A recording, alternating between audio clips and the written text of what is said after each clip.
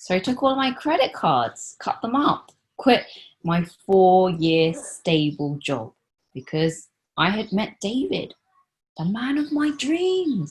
And we were driving to Spain from London by car. We did a pre-honeymoon traveling to Las Vegas on holiday, a way to mark the rite of passage.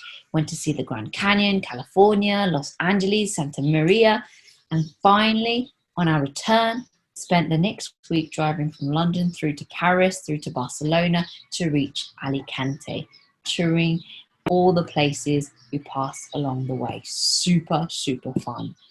And we moved in with my in-laws, David's parents. And then that night, we sat down at the table and his mother served me this plate of food. His whole extended family were just having conversation in Spanish, shouting at each other, talking across the table.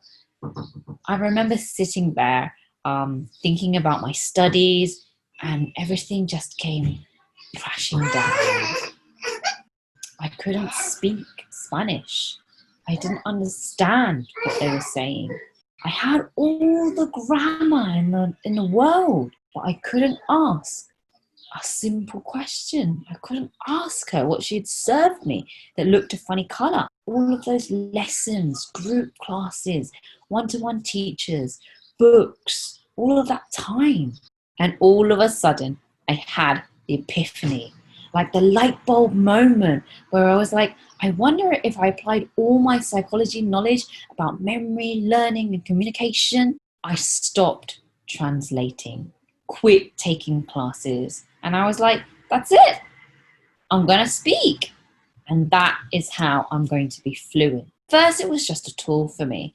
Like, that was really the initial goal of English Hacker. After I started using it and I was having so much success, I was like, we have to make this a methodology for everyone. It will free all learners of language. My initial goal isn't to make you multilingual. My initial goal is to get you to start communicating. Now you have a methodology that will consistently be in the back of your mind, growing your knowledge. I want you to now, while you're in the moment, have your first conversation. Take the first taboo moment while you remember why it's important. You saw me do it, so you don't forget. And this one will be the worst conversation you ever do. The next one you do will be better. It's not about the people watching you. It's about you guys creating your own voice. That's the most important thing. Someone the other day, she was upset about something I did. They're like, well, my mum always taught me to play nice. I was like, my mum taught me to win.